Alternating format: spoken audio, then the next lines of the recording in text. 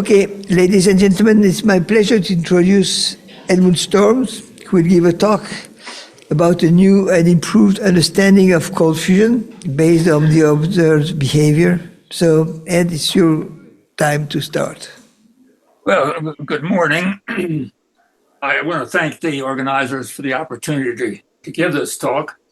I also wanted to apologize in advance because this description will be very simple and very easy to understand, in great contrast to many of the other theories that you've had to try to make sense of. Also, I'm going to be using very small amounts of power in order to justify my conclusions, in contrast to the large amounts that have been described by other people. But all of the conclusions that I will come to here are supported by actual experimental observation. So let's move on to the basic assumptions that underpin this model. I propose that cold fusion process can be described as the operation of three events. These three events consist of the following: the creation of special locations in a solid material in which the cold fusion can occur. These are called the nuclear active environment. Cold fusion cannot happen anywhere else in the lattice, only at these locations. And the number of nuclear active environment then determines the upper limit to the amount of power that a sample can produce. If there's a large concentration in a local region, that region can get hot enough to melt. That process has been seen many times. If the concentration throughout the sample is sufficiently high, the entire sample can self-heat and melt. That is seen at least once. Now, once the nuclear active environment has been produced in sufficient quantity, the fuel has to move from where it is normally located in the crystal structure and move to and find and then enter the nuclear active environment before the nuclear process can take place. That process is controlled by normal chemical processes. There's nothing magic about that process, but it is the process that controls the rate at which power can be produced. And then finally, there's the nuclear reaction itself. The nuclear reaction occurs spontaneously and almost instantaneously when two of the fuel, which hydrogen isotope nuclei, have entered the nuclear active environment. That reaction does not require any additional intervention on our part. It doesn't require triggering. It just simply happens. And indeed, we don't even need to know anything about its nature in order to use this as a source of practical power. So let me describe the nuclear active environment in somewhat more detail. The nuclear active environment consists of physical gaps or voids in the arrangement of atoms. A critically small size in the nanometer range is required. These flaws are independent of the crystallographic structure. These gaps are not caused or related in any way to the atom vacancies in the crystal structure. The nuclear reaction cannot occur within the crystal structure, either in vacancies or in any other place. It can only occur in these particular sites. These sites can be created many different ways. Now, here's a cartoon that shows what I'm talking about. On the left, you can see the representation of the crystal structure itself. And we don't see it. One more slide. Okay, good. Okay. All right, you're one slide behind me. All right. So you can see how the atoms are arranged in the crystal itself, with the green balls being the palladium and the purple balls being the hydrogen. And this particular structure is fully loaded with hydrogen. The nuclear active environment, in contrast, consists of a gap within the structure surrounded by atoms that are not related to one another in any regular way. Sufficient all around this material is this perfect lattice. But within this region around the nuclear active environment, the electrons are chaotic. They don't know where they're supposed to be. They are available, therefore, to interact in unusual ways.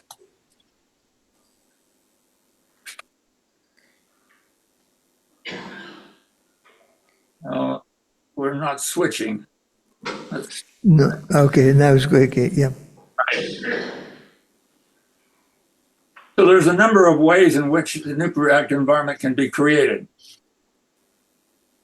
The co-deposit, that is the electrodeposition of a metal from a electrolyte that contains chlorine, will deposit a very porous material. That porous material contains nuclear active environment. It's been very successful in making power at a level that allows study. It's not a very high, doesn't produce a large amount of power that would be suitable for making useful energy, but it's been very reliable as a way of making enough energy to study it scientifically. Palladium black, or finely divided palladium, if it's allowed to sinter with itself, will form gaps between the particles where they don't quite line up in the effort to make a solid. And those gaps are nuclear active.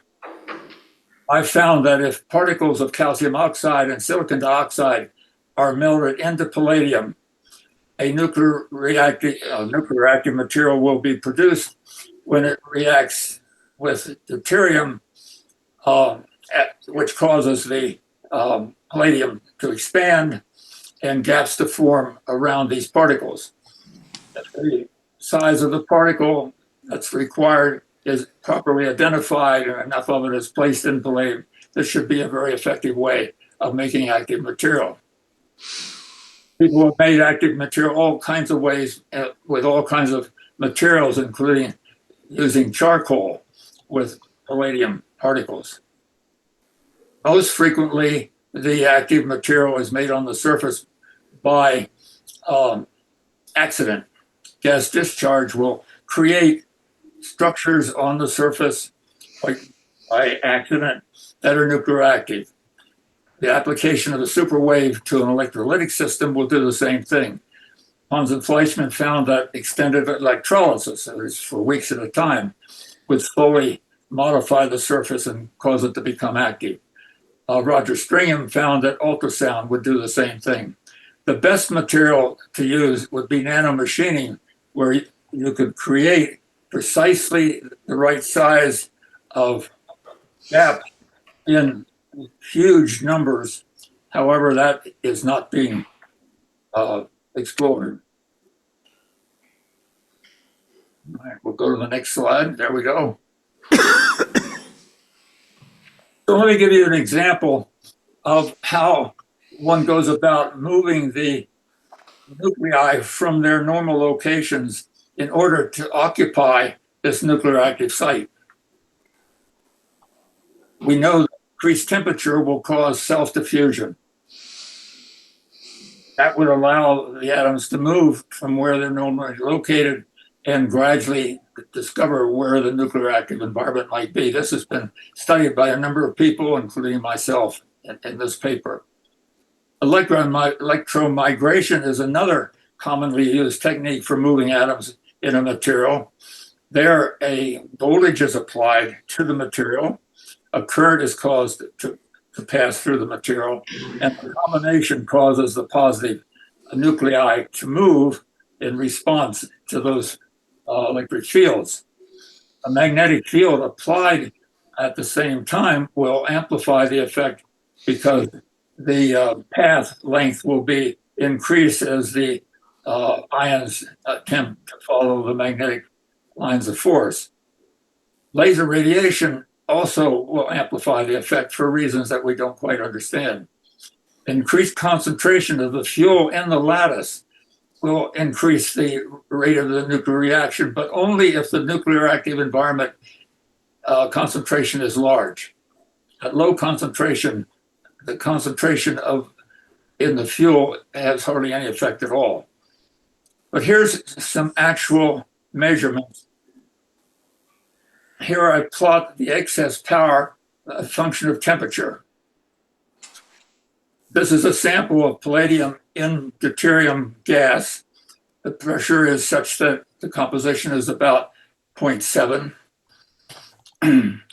You'll notice that at room temperature here, there is no detectable power. This would be considered a null result. It would be considered a failure. It would be proof that cold fusion doesn't work if that was all that was done. And then the fact is, well, that's all that was done in the early days. But if the sample is heated, you can see that the amount of power increases as a result of heating. This power, these measurements were taken going up and down. They're quite reproducible. But if a current is applied, the amount of power increases dramatically as the current is increased, as in response to the electromigration effect. If that's done at different temperatures, you'll notice that the temperature does not affect the electromigration. What you're seeing is just the addition of the effect of temperature added to the effect of electromigration.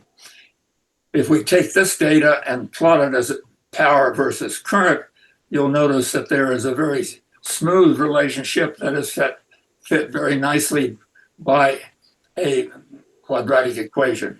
Can you put the next slide? We didn't see it. No, next. No, that's backwards. Well, No, yeah, I it's didn't not do a good anything. one. What happened? That's not the good one. This is the first one, nature of the cold fusion reaction. Title. Okay, that's the next slide. All right. Nothing is happening. Okay. Now we have one. This is right. detecting nuclear products. Yeah, okay. We can go there. We don't even know anything about the nuclear process. And I'd like to show this because I would like to give the skeptics in the audience a chance to have some fun. But this is the proof that, in fact, cold fusion is real and it actually does, in fact, occur. Here's a plot of 17 measurements from 4 different studies using electrolytic technique where the helium is measured simultaneously with the amount of energy being produced. If this data is plotted together as a histogram, you'll notice that it shows a very characteristic error function with a maximum that is displaced from the theoretical value. The theoretical value is based upon the mass change, and it's calculated using E is equal to mc squared. Difference indicates that some of the helium is missing, and we know that helium is retained in the palladium. And when efforts are made to remove the helium in the palladium, we get very close to this number. In addition to the measurements made with the electrolytic cell, we have one measurement using charcoal exposed to deuterium at high temperature, McCuber's measurement. He measured the helium simultaneously with the amount of energy, many values over a period of time as helium is accumulated. This average falls here, indicating very good. We still have the same slide. We have the nature of detecting nuclear products still. Yeah, John Paul, I think you're still talking about this slide. Okay, I thought you had the other one. Okay. I'm sorry. Okay, but if you'll notice that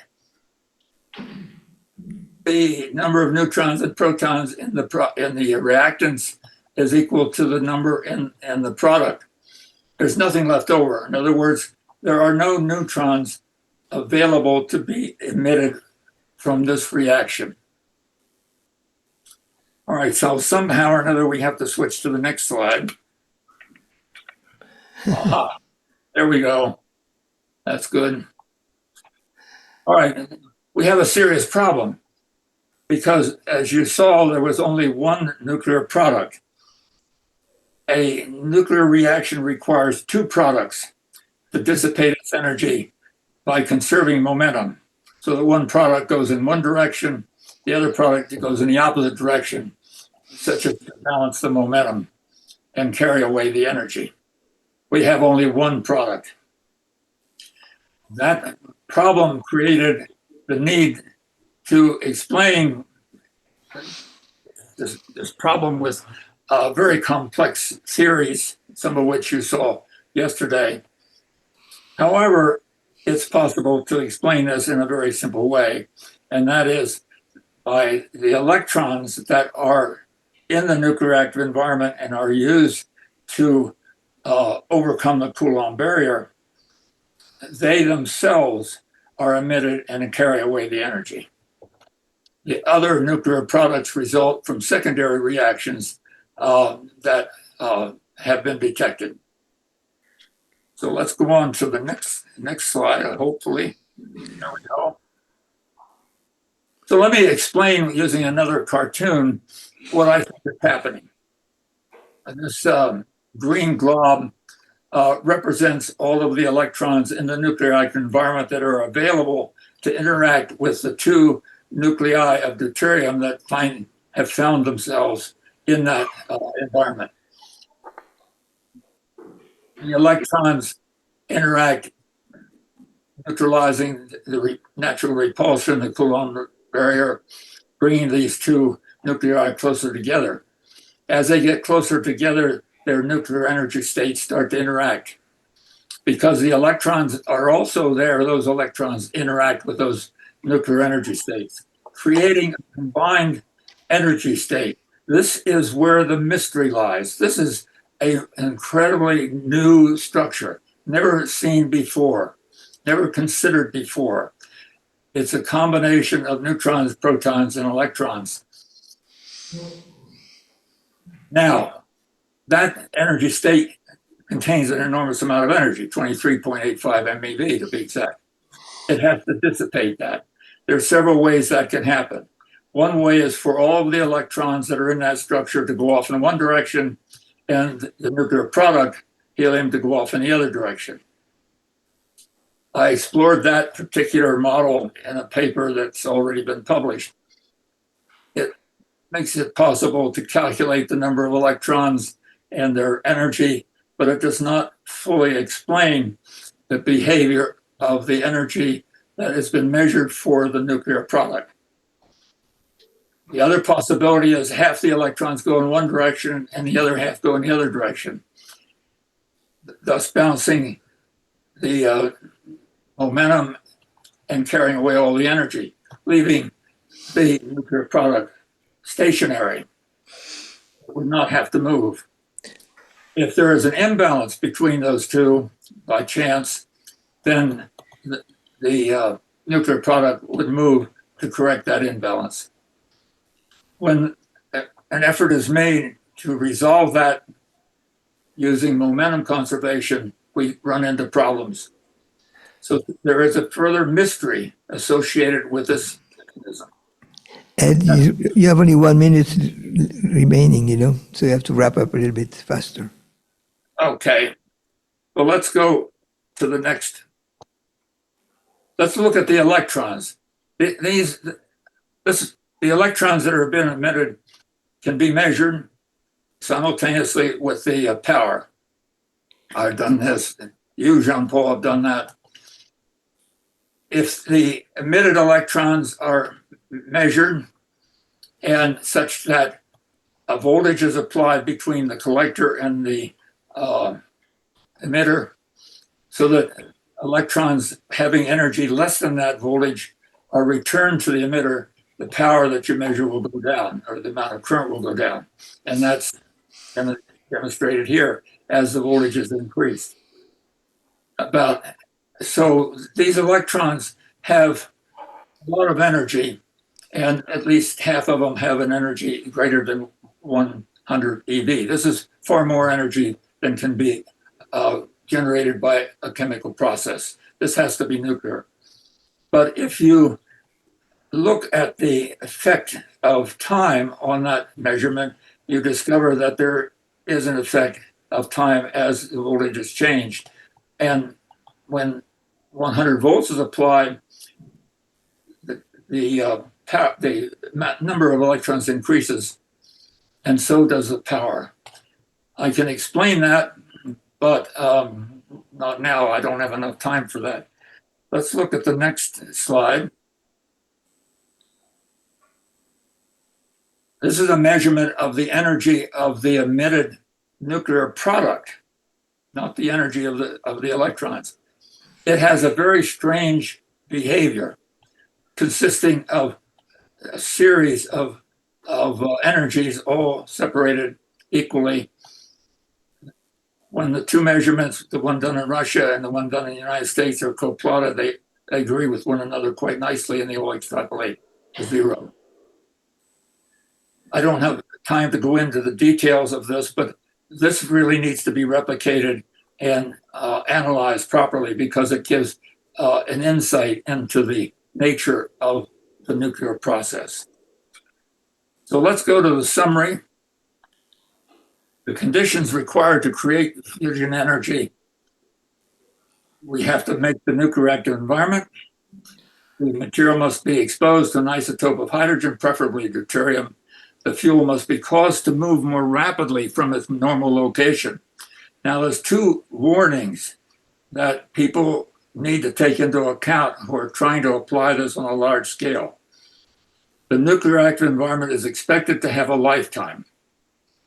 As large amounts of power are produced, the nuclear products will accumulate, and the nuclear active environment will gradually be destroyed. So that the generators must be designed in such a way that the material in the generator that is supporting the fusion reaction can be changed out, put in new material. The second problem comes with the use of hydrogen. Ordinary hydrogen is expected to produce tritium, not helium.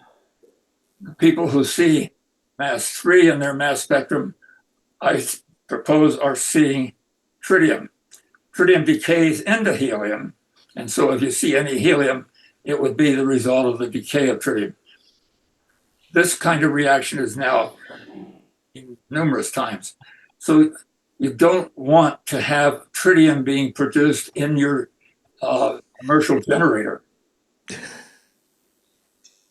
So I'll be happy to answer any questions. Thank you very much. Thank you very much, Ed. We have time for a couple of questions. Yeah, one here, Bob.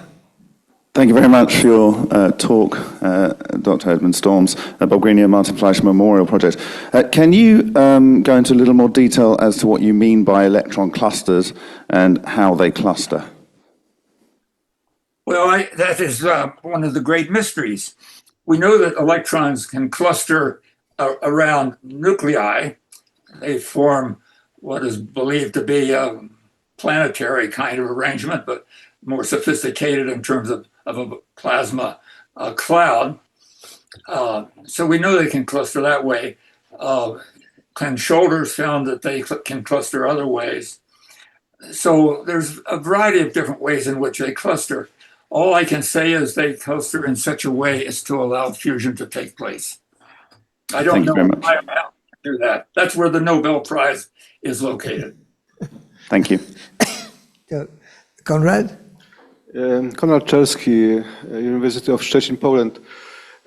One comment to your talk. You have spoken about electrons that can reduce the Coulomb barrier, repulsive Coulomb barrier between reacting nuclei.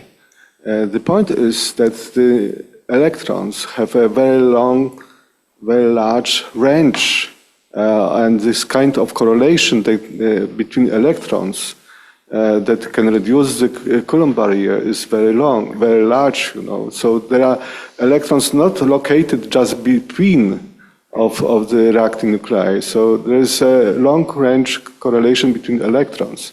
So we cannot imagine that there's a small amount of electrons, just a cluster of electrons, as you said. There's really long-term correlation of electrons then if you are speaking about electron screening effect that we measure. One point. Another point, if you measure electrons and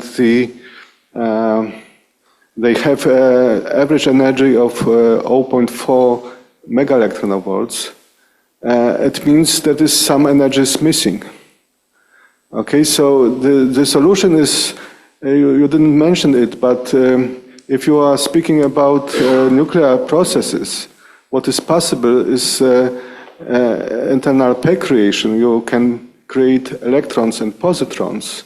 And this usual nuclear process that can contribute can be observed, and we have observed already many times. Okay, and then you really observe electrons, but the electrons have a continuous energy spectrum. The average energy is not 0.4, but about 10, 12 mega electronvolts. And then you have energy and momentum conservation that works. Thank you. Okay, well, I'll try to answer that. It's a fairly complicated question. First of all, we have a problem. We have to overcome the Coulomb barrier. The hot fusion people do this by brute force, by using the kinetic energy. We have to do it in another way that is consistent with the environment within a chemical structure. So that the only way that I think can work is by the electrons getting involved. The question is, how do you get the electrons involved? I have proposed that that's possible if the site is very small, the electron concentration in that site is very large, and that large concentration combined with the fact that it's highly disorganized allows the electrons to rearrange themselves in such a way as to cause fusion. Now, that is, of course, a leap of faith, but it's a leap of faith based upon a certain amount of logic and the fact that the consequence is consistent with that. Now, as far as positron and electron emission, you are measuring those after having caused the hot fusion reaction. No, it's cold fusion, not cold fusion. No, you're causing the reaction to occur by bombarding the deuterons with energetic deuterons. That is the hot fusion environment. The cold fusion environment requires no applied energy. It requires only a special environment within a chemical structure. You have always energy, thermal energy you have always. There is no, you cannot speak, there is no energy necessary. Always you have energy, okay? If you are speaking physically in the proper figure, there is always some energy there, okay? And the penetrability through the Coulomb barrier, you can calculate very easy. So if you measure I think we have to wrap there's up another here. discussion, maybe it is. Conrad, I agree. Ed, I'm sorry, but time is going fast. I mean, you can contact me through my, my email, and I would be happy to continue because this is an important issue. I'm sorry. Yeah, we have to stop now because there are more talks to come, and we cannot extend the day by more than 24 hours. So I'm sorry for the other people. Thank you very much, Ed, again, for your clear explanation of your model.